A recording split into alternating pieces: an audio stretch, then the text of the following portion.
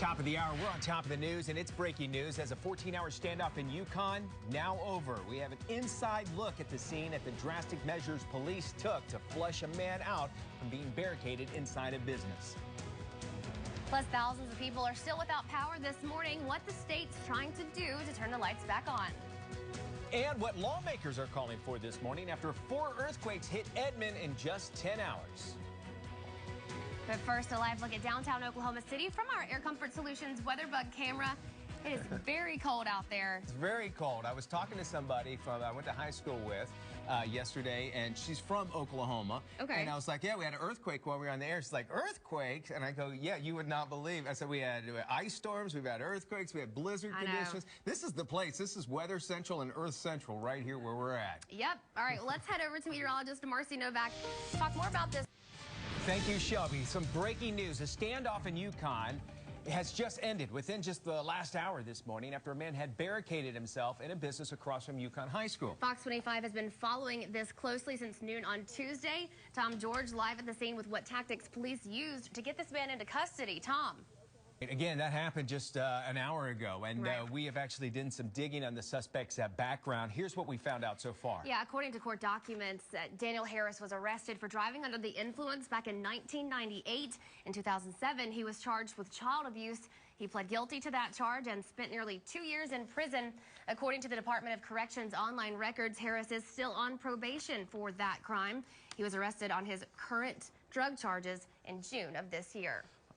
All right, right now, over 14,000 people are waking up without electricity this morning. While that's still a lot of homes, it's a major improvement since yesterday. And right now, some of the hardest hit area are Oklahoma City, Piedmont, as well as Yukon. Edmond's also been seeing power outages over the last 24 hours. The good news is right now, no one is in the dark, but residents have been on alert due to the winter storms and 4 earthquakes that hit the area in a 10-hour time span. Edmond Electric's outage map shows no outages right now. That's certainly a good thing. But on Tuesday morning, thousands were without power after the 4.3 magnitude earthquake hit east of I-35 off Cavell Road. It caused damage through the city. Many of you told us about pictures falling off walls and minor structural damage at your homes. I want you to take a look at this video. It's surveillance video from a Subway. You see the store shaking. Wow. About a mile down the road, several liquor bottles fell off shelves at a store and shattered. It was hard to watch, but it was also, it was kind of, it was nice to know that nothing big broke.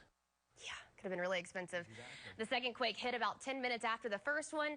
The USGS says that aftershock was a 3.4. Edmond also felt a 2.9 and a 3.2 yesterday afternoon.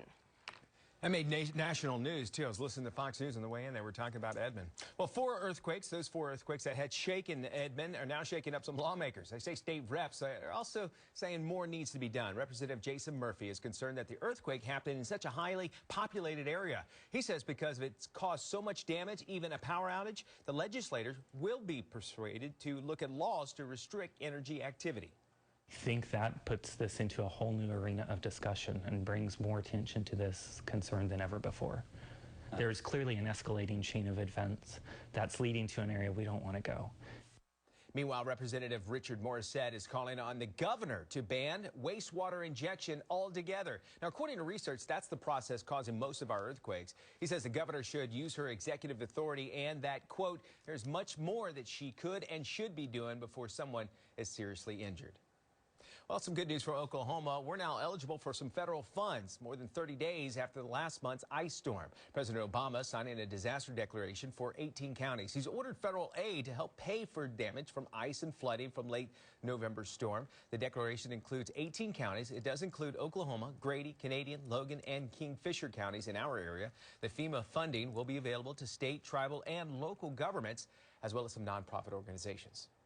Well, this morning, the Oklahoma Medical Examiner's Office says the deaths of 5 people in recent days are likely linked to this weekend's winter storm. The deaths are just 5 of the 35 that have been claimed in the most recent storm system. Yeah, among the dead, 2 women who were found outdoors in an Oklahoma City area, 2 suspected drownings in eastern Oklahoma from all the flooding, and that duck hunter whose boat capsized in Call Lake. Speaking of that missing hunter, authorities in Kay County resuming their search this morning for the other missing man. It's going to be at Call Lake. They'll use a sonar boat Backroad Anthem lead singer Craig Strickland and his friend Chase Moreland went missing over the weekend. Moreland's body was found and the pair's boat was discovered capsized. That's a picture of the two, Strickland in the foreground and Moreland in the background. Strickland's wife has been tweeting regular updates, asking for prayers as well as the band.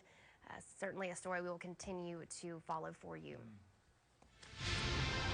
New this morning, a group seeking a public vote on legalizing medical marijuana in the Sooner State expects to fall short of its goal. The deadline was Tuesday for 124,000 signatures on a petition to get the question on the state ballot. The group Green the Vote says it only gathered about 70,000 signatures, not enough. They do plan to try again next year. Well, the Cherokee Nation received a grant of $400,000 to increase awareness of sexual assault against women and help prosecute violations. The Oklahoma-based tribe is among 7 agencies and the only tribe in the nation to receive part of the $2.7 million grant awarded by the U.S. Department of Justice. It's all part of an initiative to help fight sexual assault against women. The father of a teen shot and killed by Chicago police is now speaking out. His emotional plea and where protesters showed up to call for the city's mayor resignation. Plus, which state will now have new equal pay for women? Well, we'll talk about that. It's in the new year. That and a look outside. Oh, we can see. All the ice is melted. Ice we can melted see off. Bricktown. I hadn't noticed the crosses before. Oh, really? Have I just been Are you serious? out of it? Man. Wake up, wake up, wake up. Wake up. All right, here It's you go. 5:11. Welcome back. It's 5:14. Taking a look at your top stories this morning. Protests over police shootings reaching the doors of Chicago's mayor overnight. Demonstrators set up outside Rahm Emanuel's home Tuesday. This in the wake of the shooting deaths of 19-year-old Quintonio Legrier and his 55-year-old mother, Betty Jones.